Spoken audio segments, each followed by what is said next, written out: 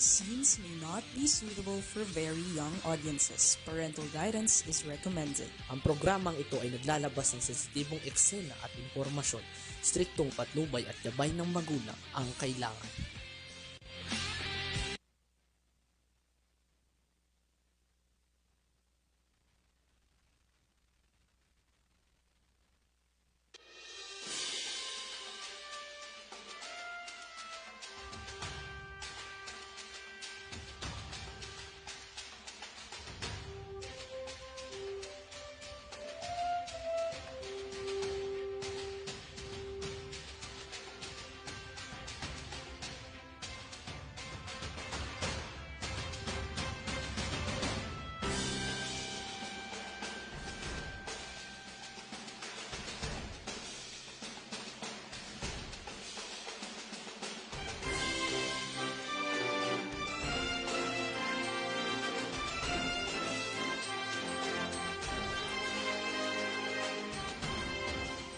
We celebrate the collaboration of two hospitals, which more than neighbors are partners in battling diseases that inflict pain on our people and on their pockets as well. If there is one postcard of grit which captured your stubborn resistance, it was that of the lung center personnel, fashioning PPEs out of garbage bags in the very beginning when we could not get enough of these PPEs, when the influx of patients overran all our supplies. This creates the infrastructure for lung transplants in the country, with the first one to be done within 2024. Build Better More is of the same ethos, which should animate us today to march forward instead of just running in place. In this hospital where heroes walked and worked, may this program be a testament to our unwavering duty to serve the Filipinos. Again, congratulations to the LCP and NKTI.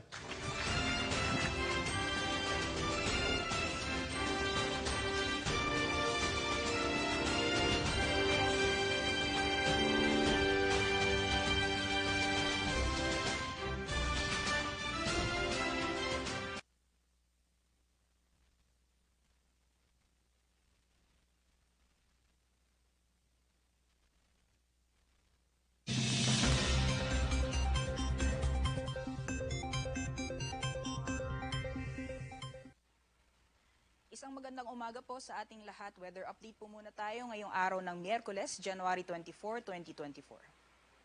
So unahin po muna natin yung mga weather systems na sa kasalukuyan ay patuloy nakakaapekto sa ating bansa. So kung makikita po natin dito sa satellite image, may mga kaulapan na po tayo na obserbahan dito sa may bahagi ng northern at central Luzon. So yan po yung hanging amihan or northeast monsoon, patuloy na umiiral sa malaking bahagi ng northern at central Luzon area. And possible po na magdala ito ng maulan na panahon sa ilang bahagi ng Luzon, partikular dyan sa silang bahagi ng Luzon hanggang sa may Camarines Norte. Sa nalalabing bahagi naman po ng ating bansa, patuloy pa rin po yung maaliwalas na panahon and currently wala naman po tayong binabantayan na low pressure area o bagyo sa loob at labas ng ating Philippine Area of Responsibility na posibleng magdala ng malawakang pag-ulan sa anong bahagi ng ating bansa. Dapo po tayo sa magiging lagay ng panahon ngayong araw sa Luzon.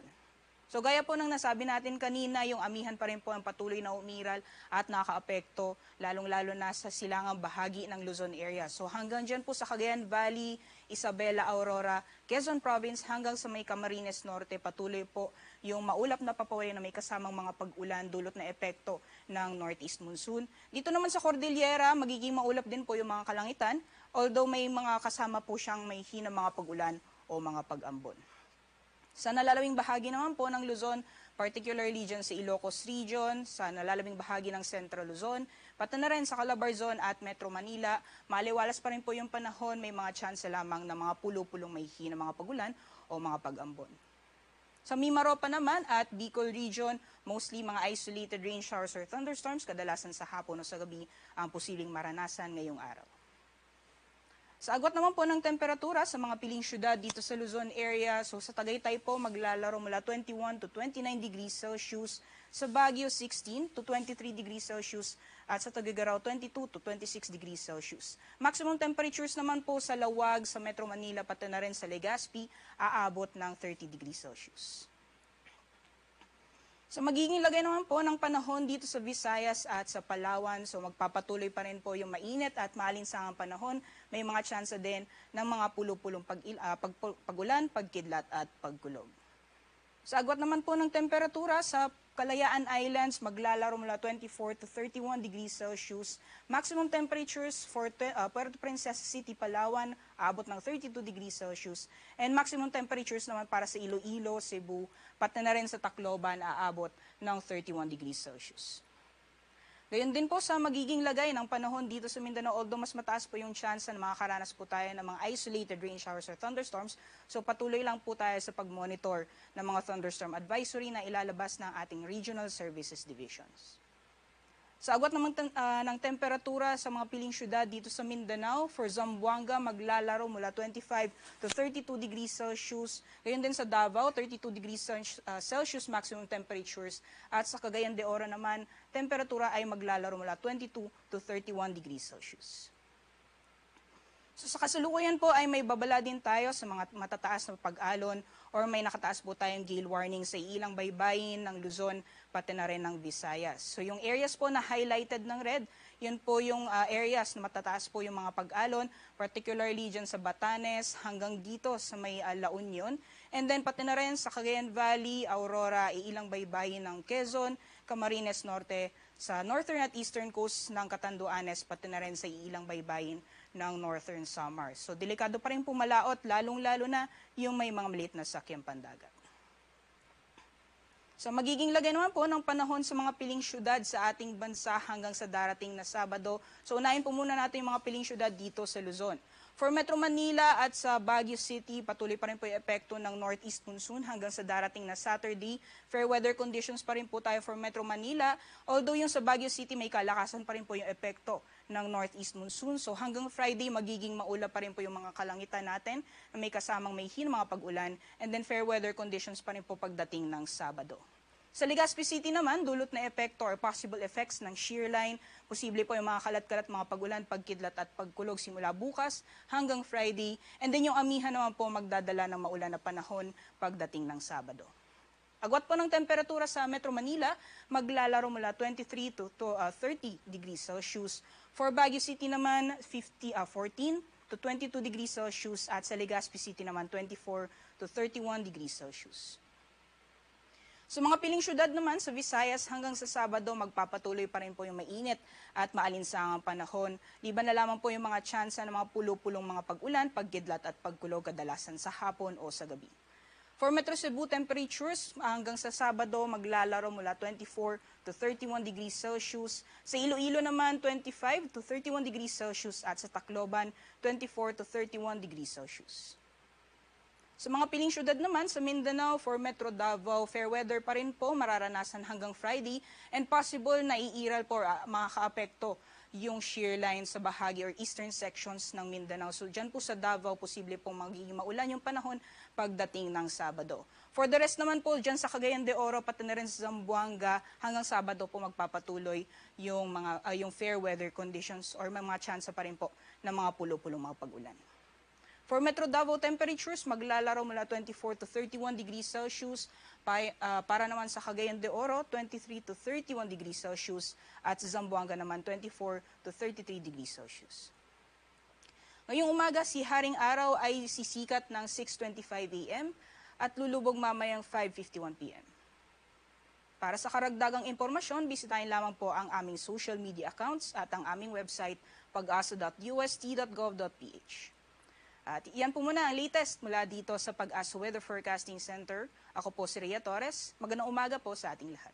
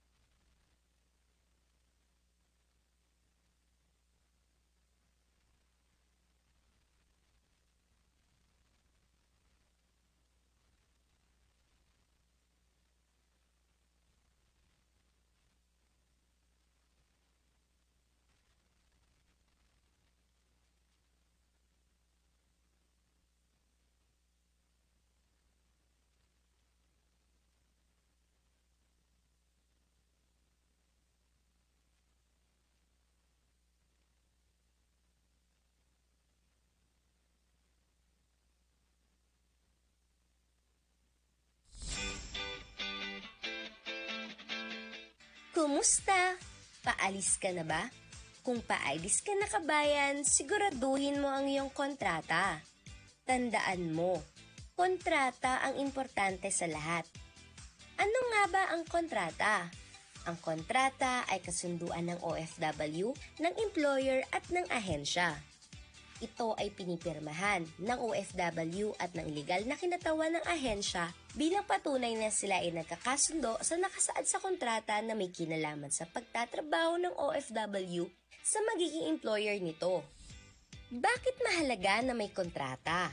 Ang kontrata ay isang proteksyon ng mga OFW dahil nakasaad dito ang kanilang mga karapatan, katungkulan, kalagayan ng pagtatrabahuhan, termino ng kontrata at benepisyo ng OFW. Ang di pagsunod sa kontrata ng sinumang partido ay isang paglabag sa batas at maaaring batayan ng paghabla ng kaso.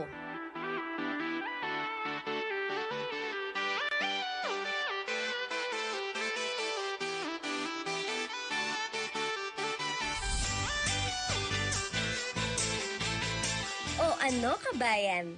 Handa ka na ba? Huwag kalimutan ang iyong kontrata ha! Ingat!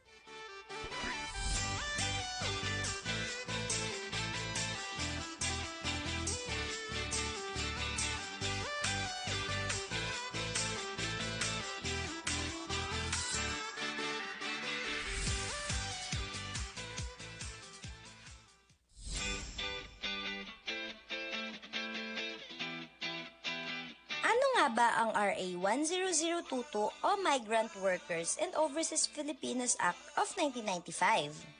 Ito ay batas na nakatuon sa proteksyon at pagsulong ng kapakanan ng ating mga kababayang OFW.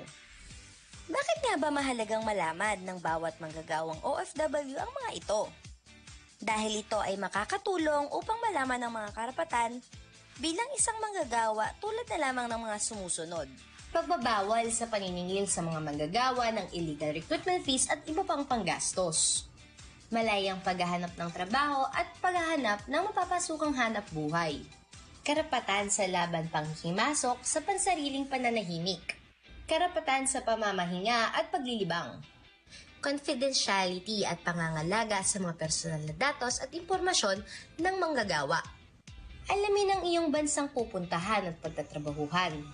Karapatan sa diskriminasyon, malayang pagpupulong at pagsama-sama. Kaya kung ikaw ay may katanungan at nais na ireklamo tungkol sa iyong karapatan, maaaring dumulog sa tanggapan ng ahensya sa mga sumusunod.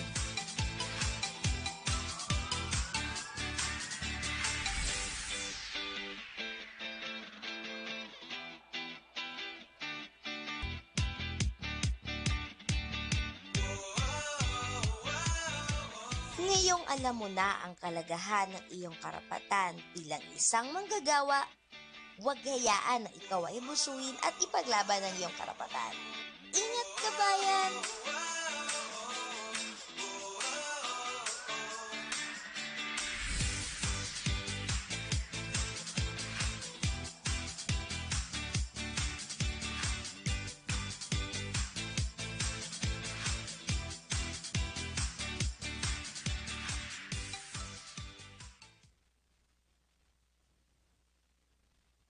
Nagsimula sa isang pangarap. Ika'y tutulungang ibahin ang buhay na nakasanayan. Naka 24 months ka na sa pag-ibig. Panghulog na ako sa motor. Bagong motor. Gagawa ng hakbang para mapaghandaan ng forever. Ka ha? At harapin ang bukas nang may maaasahan. Simulan mo na ang forever mo ngayon. Fund your forever with Pag-ibig Fund.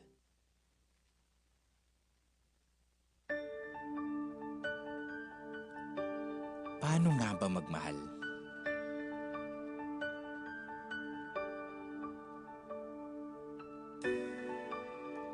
Pwedeng palarigalo. Pwedeng tumutula. Pwedeng nanunuyo.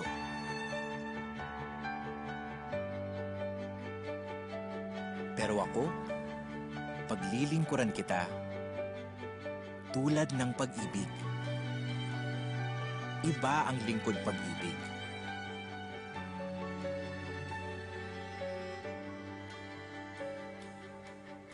Tanggap ang lahat. Walang judgment. Pinahahalagahan ka. Maalaga din. Just like me. Laging handa. Honest. Walang tinatago. At walang kwento o tanong na palalampasin.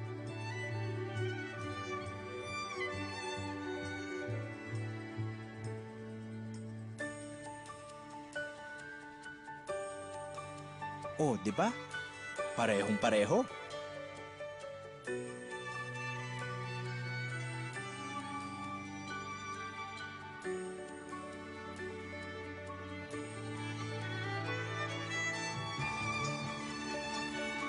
Ganyan ang lingkod pag-ibig.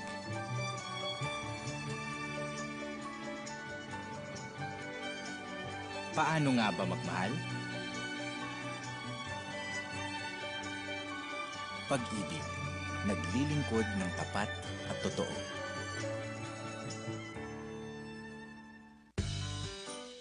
Sa ngalan ng pag-ibig, handa akong gawin ang lahat.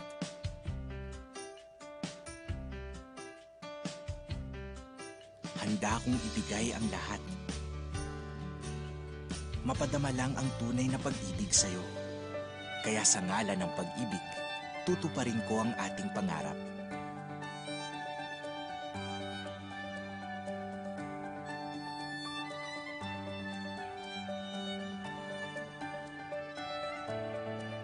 Sa susunod na kabanata, isa lang ang ating aasahan.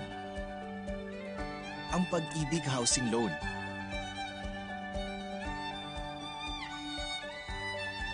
Ano man ang ating pangangailangan,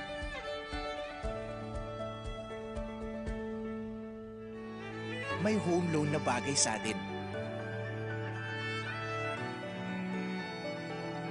Simple man o grande ang dream home natin, posible dahil sa kanilang lowest rates.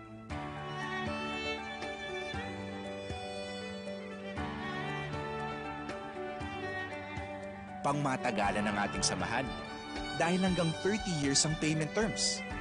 Pasok sa kaya nating bayaran.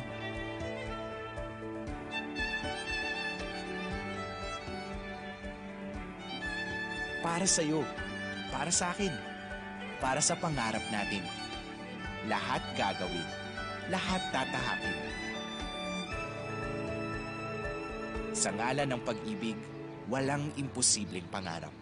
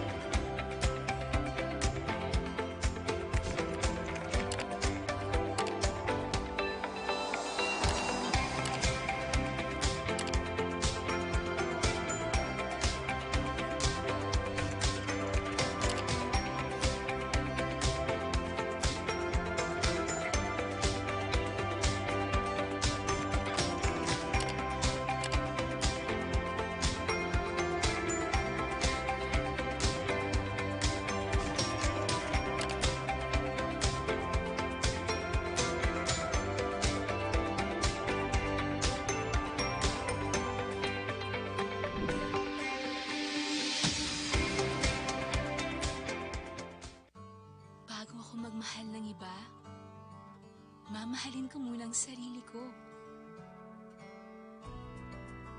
Mag-iipon muna ako ng pag-ibig. Pag-ibig regular savings. Earn 25 times more sa contributions mo. Ang contributions mo, ipon mo. Mas malaking contribution, mas malaking ipon. I'm worth it. I deserve pag-ibig.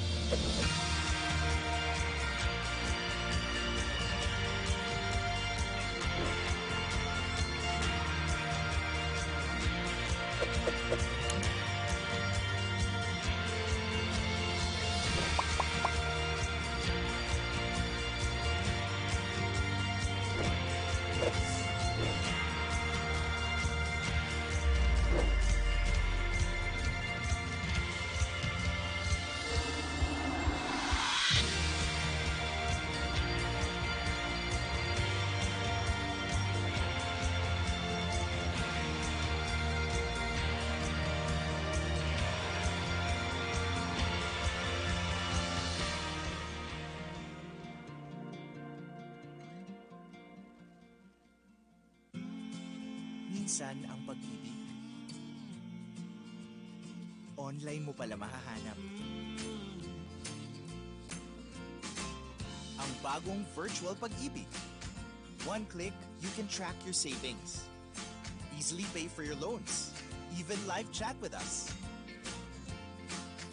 And now, apply for a short-term loan.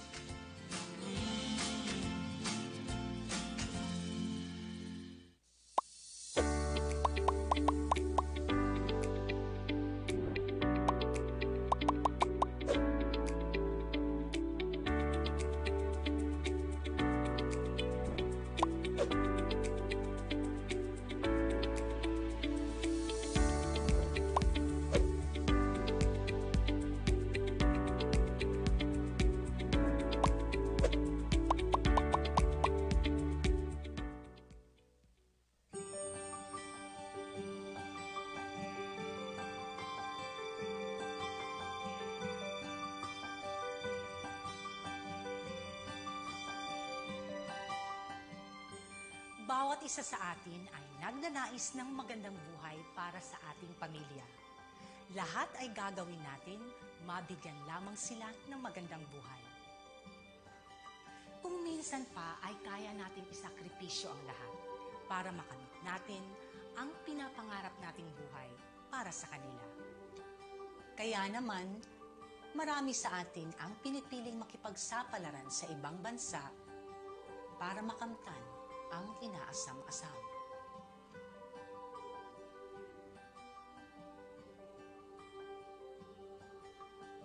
Malungkot man ang mawalay sa kanila, isasakripisyo na natin ang sariling kaligayahan. Ngunit ang hindi alintana ng mga OFWs ay ang mga panganib na kailangan nilang harapin sa ibang bansa. Marami sa mga OFWs ang nakakaranas ng pang-aabuso, pananakit, at paghihirap sa kamay ng kanilang mga amo. Ngunit ang pinaka-nagpalala ng lahat ay nung dumating ang COVID-19 pandemic. Ayon sa data ng Senate Labor Committee, ay may humigit kumulang na 5,000 kaso ng pang-aabuso ang naitala noong 2020 at halos 24,000 naman ang may contract violation. At bagamat merong mga programa ang gobyerno para sa mga ganitong kaso, karamihan sa mga naaabusong ito ay hindi alam kung paano, saan, at kaninong hihingi ng tulong. Lalo na sa panahon ng pandemya, kung saan mas naging mahigpit ang mga patakaran tulad ng mga lockdowns at social distancing.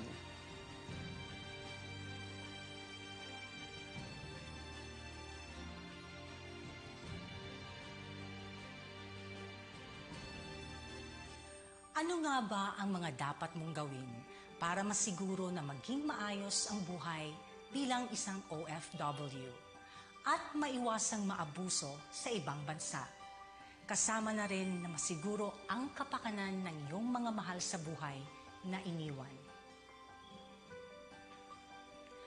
Una sa lahat, siguraduhin na legal at dumaan sa tamang proseso ang inyong mga papeles. Naglipa na ang mga illegal recruiters.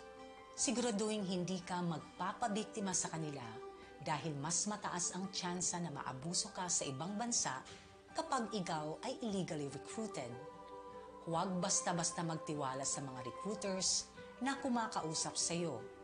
Kailangang merong tamang agency ang maglalakad ng papeles mo at siguraduhin na merong job order na ibibigay sa iyo upang masigurado na merong naghihintay sa iyong trabaho pagdating mo sa bansang pupuntahan mo.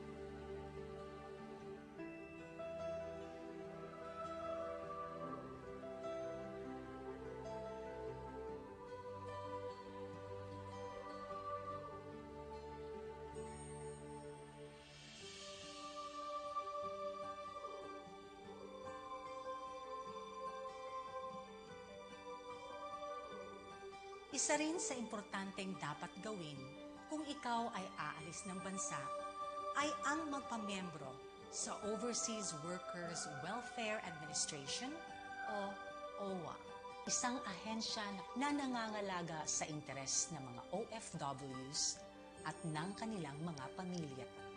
Merong mga benepisyo ang pagiging kasapi ng OWA tulad ng life insurance, dismemberment benefits, total disability benefit, burial benefit, at marami pang iba. Para sa mas komprehensibong detalye ukol sa mga benepisyo ng pagiging member ng OWA, bisitahin ang www.owa.gov.ph.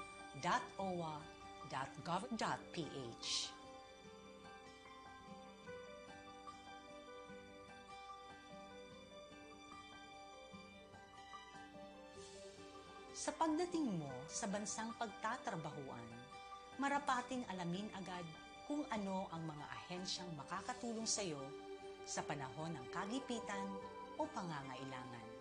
Ang Philippine Embassy ang siyang pinakapinuno na kumakatawan sa mga Pilipino sa ibang bansa. Kadalasan sila ang pinupuntahan ng mga OFWs kapag mayroon silang pangangailangan o problema.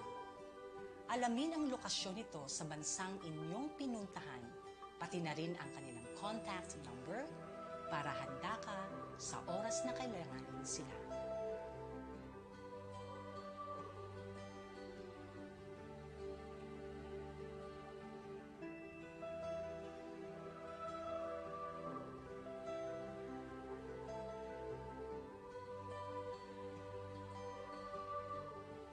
Ang Migrant Workers Offices o MWO naman ay nasa ilalim ng Philippine Embassy na nangangasiwa sa problemang may kinalaman sa OFWs. Ilan sa mga karaniwang problema na tinutugunan nito ay mga problemang kaugnay sa kontrata tulad ng mga napaso, nawawala, contract swapping, at di tinapos na kontrata. Kapakanan ng mga OFW na maaaring may kinalaman sa pagsasamantala, pagmamaltrato, at panggigipit ng mga amo at naliligaw o nawawala sa ibang bansa. Prevention is better than cure, sabi nga nila. Kaya't laging mas mabuting handa tayo sa anumang bagay. Ngunit kung minsan ay may mga bagay tayong hindi maiiwasan. Pwede pa rin tayong mabiktima sa kabila ng ating mga pag-iingat. Kailangan mong tandaan na bilang isang OFW ay merong nakalaang benepisyo ang ating gobyerno. Kung ikaw ay isang OFW na naging biktima ng pang-aabuso at nakabalik na sa Pilipinas, pumunta lamang sa OWA upang malaman ang mga steps na kailangan gawin upang makuha ang mga benepisyo. Huwag kang mag-atubili na gawin ito dahil ito ay karapatan mo.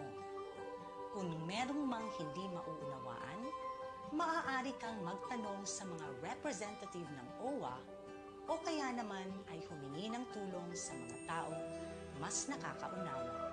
Maaari nyo rin silang makontak sa mga numerong ito.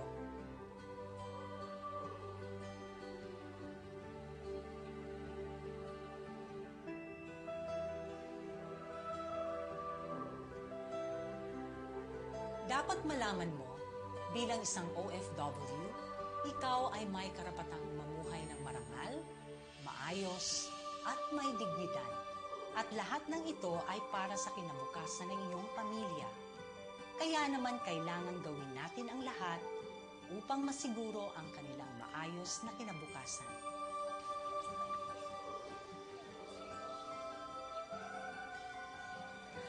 Mga OFWs, laging tandaan na hindi kayo nag-iisa. Laging may kakampi sa anumang hamon na haharapin sa iyong buhay.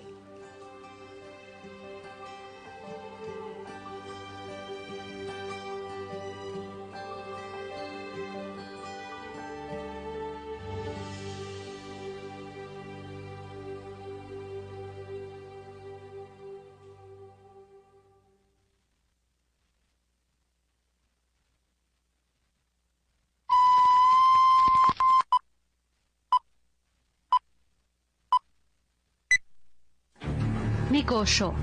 Yan ang tingin ng mga kriminal at sindikato ng human trafficking sa mga taong gustong makawala sa kahirapan. Maayos na trabaho, malaking sahod, libreng pag-aaral. Pawang kasinungalingan. Ngayong panahon ng pandemya, marami ang nagipit na pamilya. Sinabayan pa ng sunod-sunod na malalakas na pagbagyo. Ilan sa ating mga kabarangay walang-wala at desperado.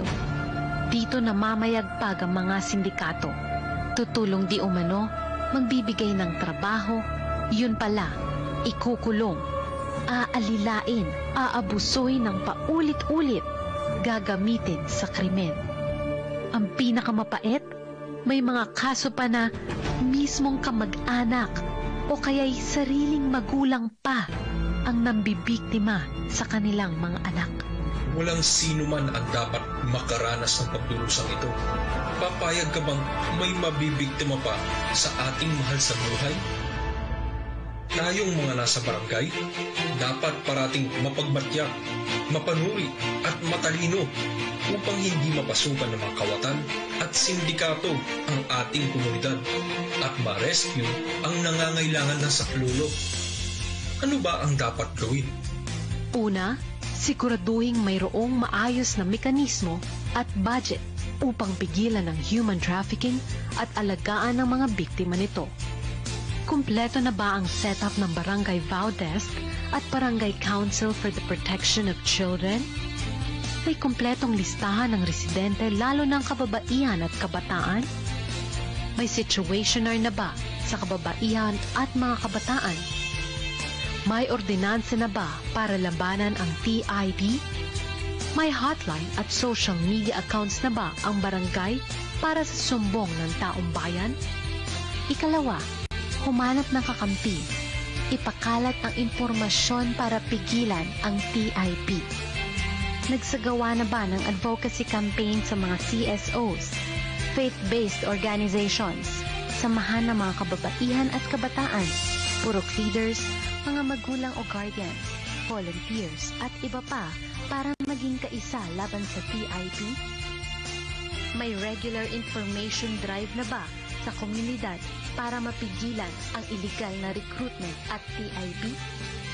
Ikatlo, bantayan ang mga sumusunod na senyales ng human trafficking sa komunidad.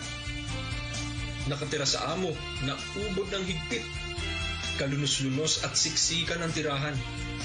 Ipinagbabawal ang pagkausap sa iba o di kaya'y scripted ang mga sagot. May takot sa muka o kaya'y marka ng pisikal na pang-aabuso. Wala o napakaliit ang sahod. Minor de edad na pinagtatrabaho o nasa prostitusyon. May kasamang iba-ibang bata na hindi naman kaanak. May nagbabahay-bahay na nangangako ng malaking halaga o sahod. Sunod-sunod ang pag-claim ng pera mula sa remittance centers.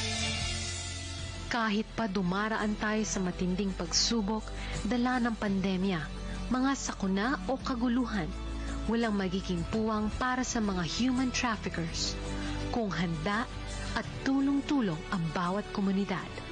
Pangunahan nating mga nasa barangay sa ating unang makita ang malasakit at pagpapahalaga sa karapatan ng ating kapwa. lalo na ang kababaihan at kabataan. Tulungan at gabayan sa pagbangon ang mga nawalan ng hanap buhay at pag-asa. Sa ganitong paraan, na ipapakita natin na bawat buhay, bata man o matanda, o kahit may kapansanan, mahalaga. Hindi tamang inegosyo ang ating kapwa-tao. Wakasan na ang trafficking in person.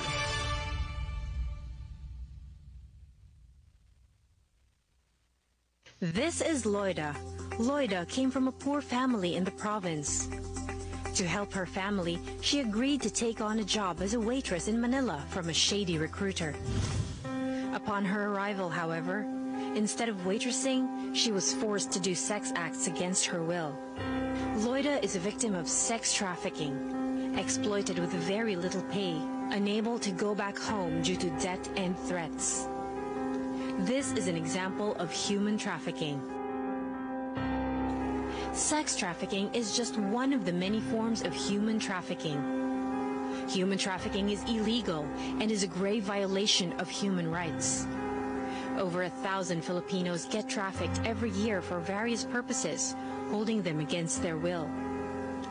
Loida is just one of those many victims of human trafficking in our country. Loida could be your daughter, sister, or friend. Make your move and report to the Interagency Council Against Trafficking, or IACAT, to your local government, or to any government agency for any trafficking incidents, or dial 1343. Save Loida. Save a victim. Stop human trafficking. Ang human trafficking ay isang makabagong paraan ng pang-aalipin. Ito ay paglabag sa dignidad ng tao. Ito ay isang krimen. Ang human trafficking ay ang pagkuha at paglilipat ng tao sa pamamagitan ng dahas at panglilinlang upang pagsamantalahan sa paraang prostitusyon, pornografiya at iba pang uri ng sexual na pananamantala, pang-aalipin o sapilitang paninilbihan, mail order bride o pag-aalok ng kasal sa isang dayuhan at ng Filipina na may kapalit na bayan, pagtanggal at pagbebenta ng mga bahagi ng katawan, pagkuha at paggamit ng bata para sa iligal na gawain, kabilang ang pagsali sa mga armadong pakikibaka o pag-aampon ng bata upang sila ay pagsamantalahan. Sama-sama nating labanan ng human trafficking.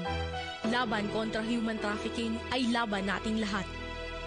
Tumawag o mag-text sa 1343 Action Line o dumulog sa anumang ahensyang miyembro ng Interagency Council Against Trafficking.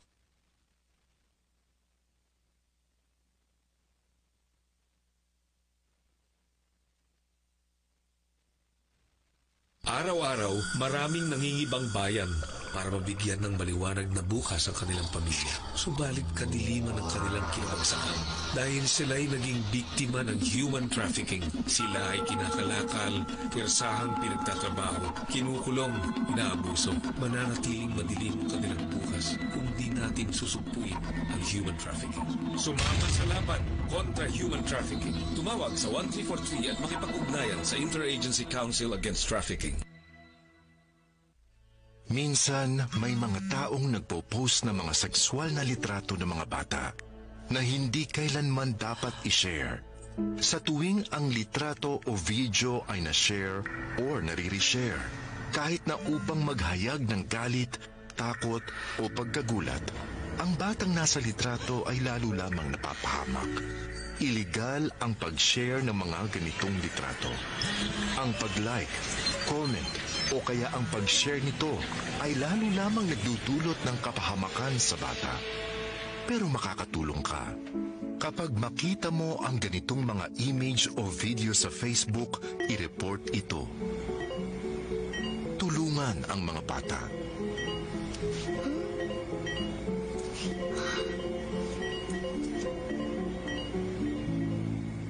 Report it. Don't share it.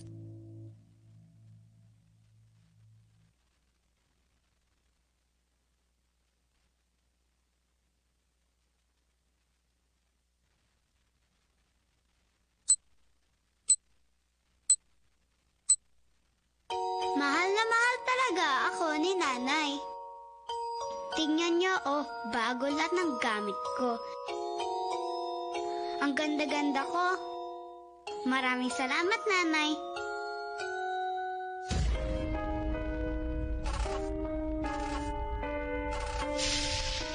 Nay? Report online sexual exploitation of children. Dahil ang human, hindi laruan. Nanay!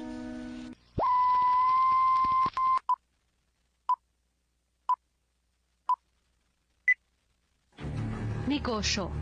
Yan ang tingin ng mga kriminal at sindikato ng human trafficking sa mga taong gustong makawala sa kahirapan. Maayos na trabaho, malaking sahod, libreng pag-aaral. Pawang kasinungalingan. Ngayong panahon ng pandemya, marami ang nagipit na pamilya. Sinabayan pa ng sunod-sunod na malalakas na pagbagyo. Ilan sa ating mga kabarangay walang-wala at desperado. Dito namamayagpag ang mga sindikato. Tutulong di umano, magbibigay ng trabaho, yun pala, ikukulong, aalilain, aabusuhin ng paulit-ulit, gagamitin sa krimen. Ang pinakamapait, may mga kaso pa na mismong kamag-anak o kaya'y sariling magulang pa ang nambibiktima sa kanilang mga anak.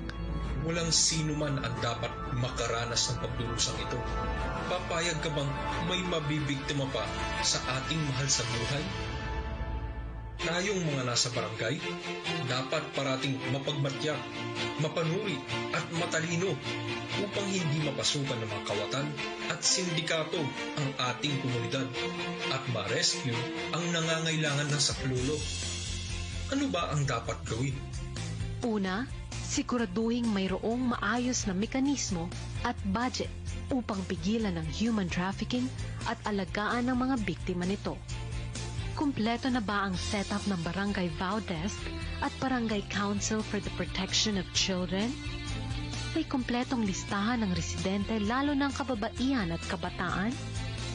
May situationer na ba sa kababaihan at mga kabataan? May ordinansa na ba para labanan ang TIP? May hotline at social media accounts na ba ang barangay para sa sumbong ng taong bayan? Ikalawa, humanap ng kakampi. Ipakalat ang impormasyon para pigilan ang TIP.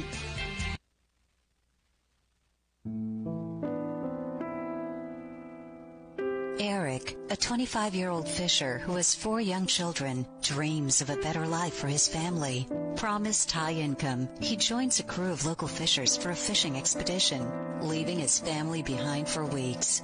Deceived, he fell into a scheme of debt bondage and is forced into hard and risky labor and inhumane conditions.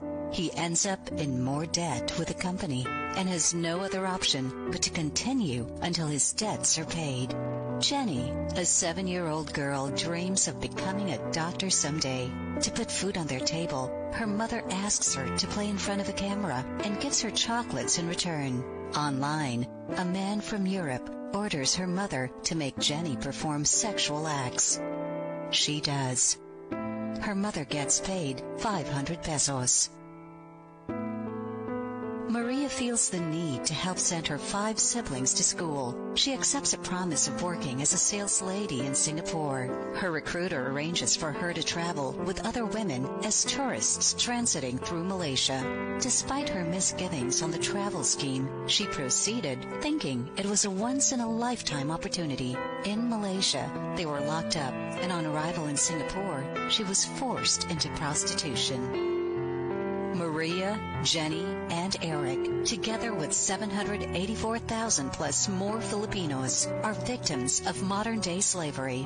Worldwide, the same report estimates more than 40 million people are in living conditions of slavery. The annual Manila International Dialogue on Human Trafficking champions efforts to fight this injustice.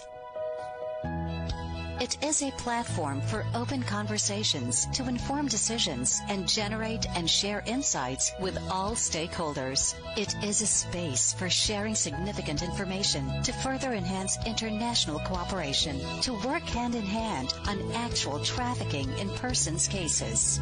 The Manila Dialogue produced the Manila Declaration to enhance international cooperation to combat trafficking in persons, signed by 21 foreign missions in the Philippines, 11 non-government organizations, and 15 government agencies, with one goal: to have a comprehensive international approach to prevent and combat human trafficking. In 2015, the Manila Dialogue was organized. It issued 4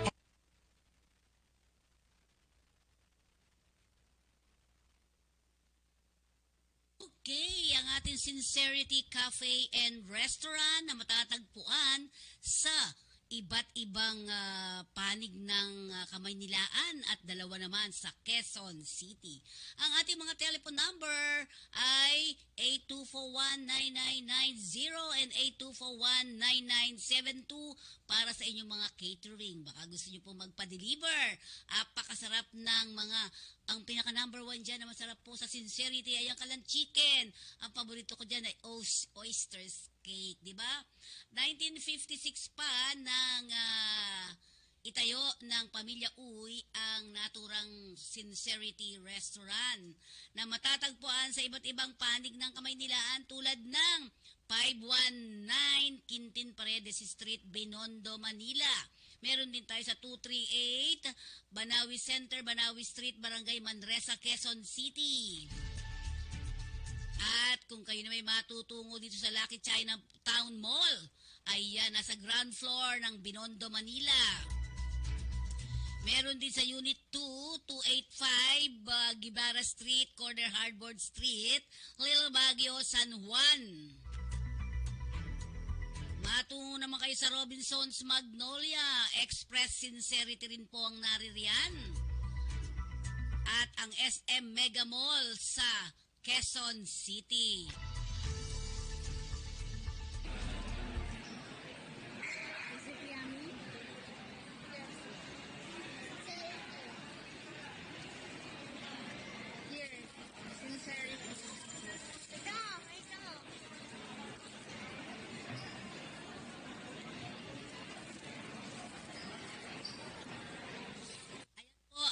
Family Pack ang inyong absolute pure distilled drinking water. I love this water.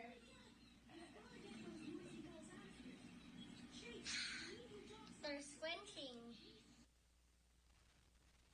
Ayan ang ating absolute pure distilled drinking water. May pang pamilya na, may pang sports pa at pang personal.